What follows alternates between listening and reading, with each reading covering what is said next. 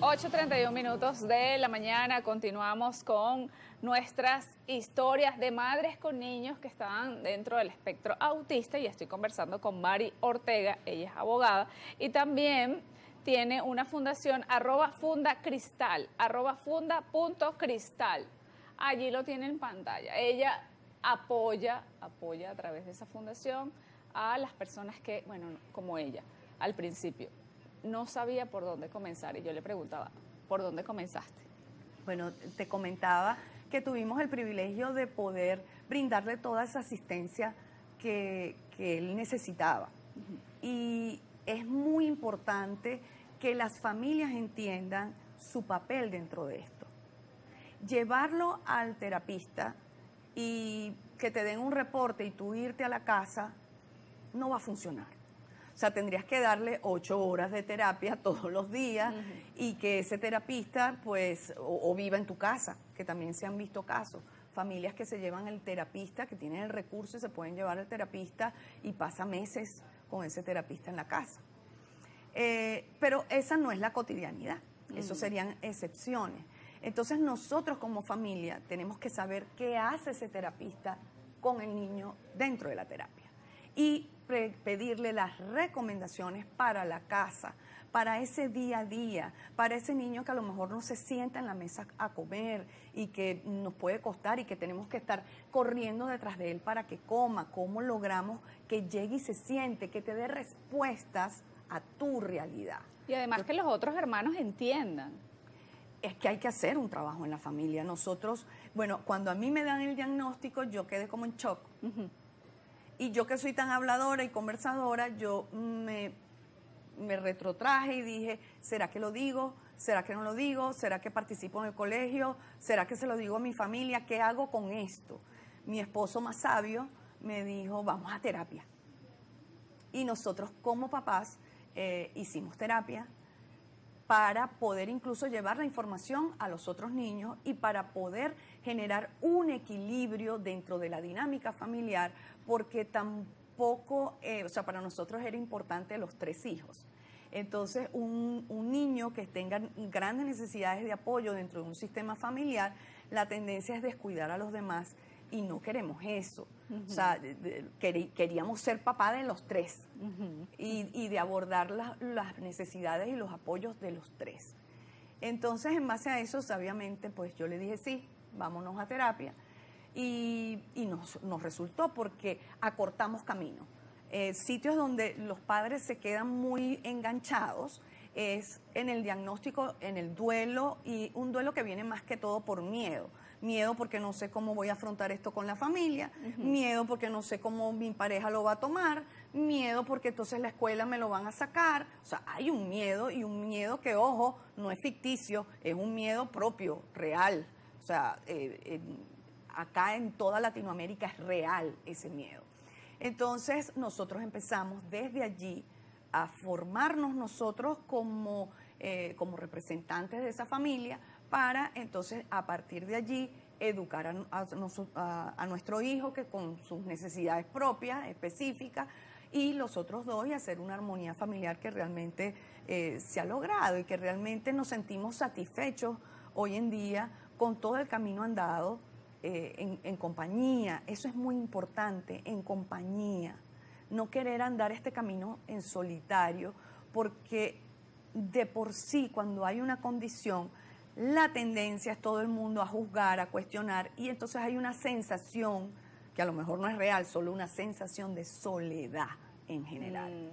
Entonces, el crear una red de apoyo donde tú te sientas segura o seguro es muy importante y realmente nosotros la creamos, mi esposo y yo. Mi red de apoyo, mi esposo, y su red de apoyo, yo. A partir de allí, pues una cantidad de personas que nos han ido ayudando a medida de que las necesidades se han ido presentando, entre terapistas, entre personas que nos ayudan en casa, a las que a su vez también entrenamos. No es que me ayudan en casa y bueno, como vaya viniendo vamos viendo. No, al azar no podemos dejar esto porque puede implicar un retroceso en la vida del niño. Entonces, bueno, los mismos cursos que yo hacía, la persona que me ayudaba en casa lo hacía conmigo. Claro. ¿Ok? Y yo se lo transmitía a mi esposo.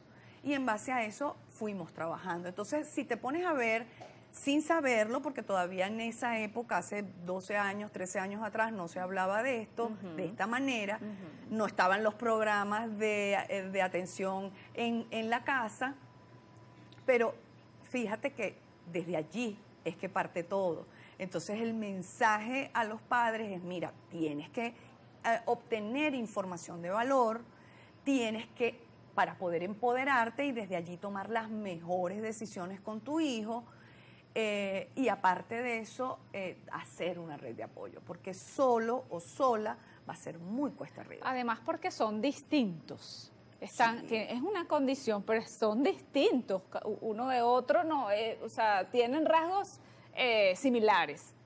Tienen pero el mismo son diagnóstico, pero fíjate, Yure, eso es como todos los diagnósticos. Tenemos metido una creencia que, bueno, como tiene síndrome de Down, entonces todos son iguales. Como tiene discapacidad intelectual moderada, entonces todos son iguales. No funciona así. Y en el autismo tampoco funciona así. Porque somos individuos, somos seres humanos, y el ser humano de por sí es único e irrepetible.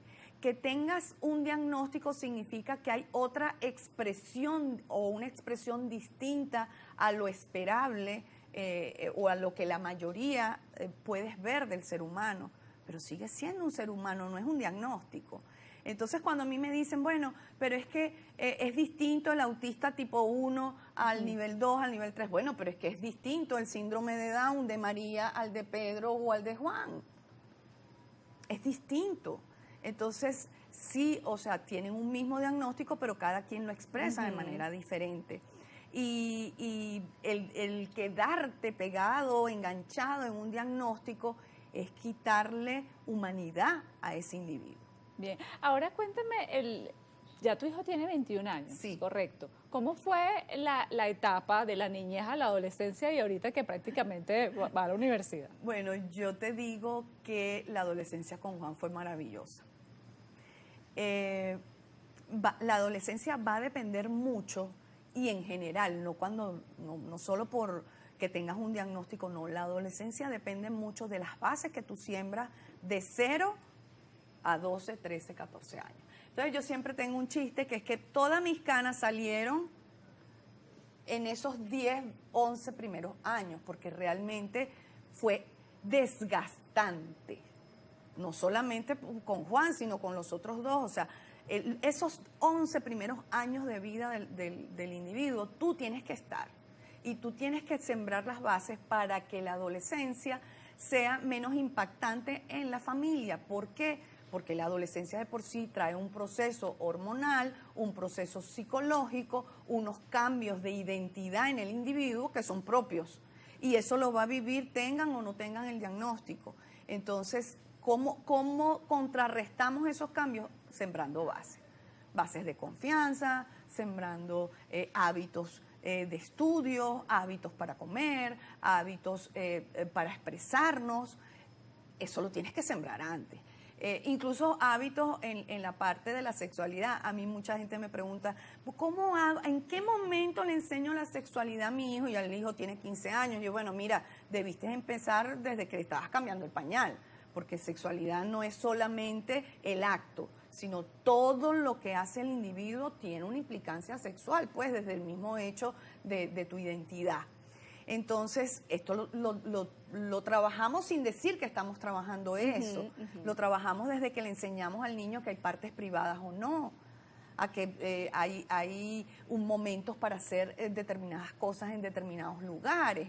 Entonces, es importante eso no lo vas a enseñar a una edad determinada, eso es desde el día 0, ¿ok? Entonces, es prepararnos para eso. Para mí, la adolescencia de Juan, si me preguntas, fue la más tranquila de las 3. ¿Y ahorita que va a la universidad? No, mi hijo tiene necesidades de apoyo sustanciales y no va a la universidad. Okay. Él elige otras cosas. Él elige, por ejemplo, qué comida va a tomar, a qué hora se va a bañar, si va a salir él solo en una foto en la televisión o no. Entonces te dicen, no, yo quiero verte, pero no quiero salir yo. ese tipo de cosas él las elige y todo lo que él puede elegir, que se pone, que no, qué ropa quiere, que no, está bien. Lo importante es que elija, que tenga, que nosotros como familia respetemos la individualidad, como familia, como terapeuta, como maestra, respetemos la individualidad de cada quien, que unos tengan la oportunidad de elegir a la universidad que van o de si van a estudiar en Caracas o en Nueva York, eso es chévere y eso está muy bien. Pero habrán otros que que van a poder elegir solo en sus necesidades fundamentales y eso también está bien. O sea, lo importante es dejar ser a ese individuo. Bien, quiero pedirte un mensaje para esas madres que en su casa pueden tener una red de apoyo, pero en su casa de pronto ella sabe, como tú, sabías que tu hijo era diferente al otro y a tu otra hija. ¿Cómo hace cuando hay un papá que no acepta que su hijo tiene una condición o que no lo logra ver o que no lo quiere ver? Bueno, a veces sucede que al mismo tiempo vas al mismo ritmo de la aceptación. Otras veces cada quien tiene su tiempo de aceptación. Yo les pudiera aconsejar que si pueden acercarse a un terapeuta de familia, sería maravilloso para que se emparejen y el camino el tránsito sea más fácil, sea más cómodo. Pero muchas veces sucede, uno está en un estadio y otro en otro, y eso es válido. Yo no puedo arrastrarte a que tú vayas a mi mismo ritmo. Entonces allí uno lo que hace es compensar. O sea, si mamá ve que papá está en otro ritmo, mira, aunque lo quieras aceptar o no, este es el diagnóstico y no lo estoy inventando yo. Aquí hay un diagnóstico escrito y hay que hacer esto y esto y esto. No lo puedes hacer ahorita, ayúdame a buscarlo al colegio, ayúdame en tal cosa y yo me encargo de esto porque todavía tú no estás preparado. ¿Ok? Entonces, esa es parte de ese compañerismo y de saber hacia dónde voy. Entonces, yo creo que el mensaje final es ese. Tengo que empoderarme. Uno de los dos miembros de cabeza de familia tiene que empoderarse con información de valor para poder tomar las decisiones importantes, porque las decisiones importantes no las debe tomar un especialista. El especialista te debe dar opciones y tú como familia tomar las decisiones. E incluso a veces tienes que tomar decisiones, tengo que cambiar de especialista. ¿Cuándo lo hago? Bueno, lo haces, el niño te va a dar señas y lo haces cuando tú tienes la información y te has ido cultivando junto a tu hijo y empoderándote como para decir, aquí tengo que probar otra cosa y tengo que cruzar la esquina. ¿Ok? Entonces, eso necesita empoderamiento e insisto, red de apoyo, porque en solitario el camino es muy triste. Acompañado, repartes también la carga, porque así como nos ha dado muchas alegrías este camino, pues más de una vez me he tenido que sentar con mi esposo a llorar en una plaza. ¿Ok? Porque no nos gustó, porque sentimos que no avanzamos. Es parte del camino que a veces, y no se sientan mal, es parte del camino sentirte estancado. Y entonces allí a veces te corresponde tomar decisiones. Y a veces hacemos apego con las personas que nos atienden al niño y no queremos doblar esa esquina, pero el niño lo necesita. Entonces hay que doblar esa esquina. Muchísimas gracias, Mari. Brillante, excelente testimonio, me encanta.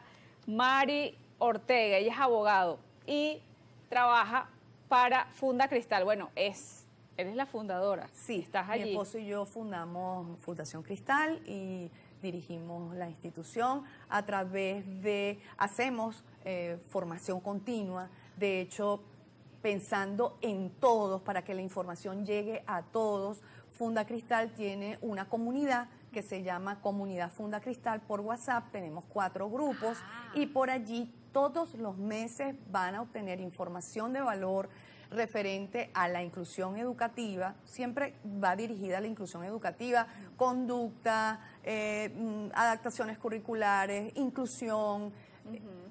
Todos los meses hacemos forochat gratuitos, totalmente gratuitos, para que te lleves información de valor y en esos forochat puedes hacer preguntas y las respondo todas, absolutamente todas. Gracias, qué maravilla. Aquí está Amelia, dice que soy maestra de música, tengo un estudiante autista, cuando un maestro no está preparado para atender a estudiantes neurodiversos, se enfrenta a muchas emociones. ¿Qué puede hacer para gestionar sus emociones de la mejor manera para sí mismo y para el estudiante? Siempre preguntar, el maestro debe preguntar mucho a la mamá y tener escucha activa, o sea, ¿dónde están las potencialidades de tu hijo? ¿De qué, al saber que tiene un diagnóstico, de qué debo estar pendiente durante la clase con tu hijo? ¿Qué le incomoda? ¿Qué ruido no le gusta? ¿Es sensible a algo? Todo eso lo tienes que saber como maestro, porque incluso si tú al final de la clase repartes un caramelo y ese niño no puede comer ese caramelo, eso es algo que tienes que saber y eso solo la familia te lo va a poder decir. Entonces es importante esa escucha activa a ese representante, a ese cuidador que te puede dar indicaciones directas sobre el niño. Maravilloso. Muchísimas gracias, Mari, por venir. Gracias a ti. Te lo agradezco Gracias a muchísimo. Que hayas venido y nos hayas contado, bueno, tu dinámica con tu hijo y porque, bueno, le sirve a muchas personas que, por cierto, no es fácil que una persona se siente aquí en este programa a hablar de este tema. Fue muy difícil hacer este programa. Por eso te lo agradecemos profundamente que hayas venido acá. Gracias. Vamos a ir al corte. Funda.com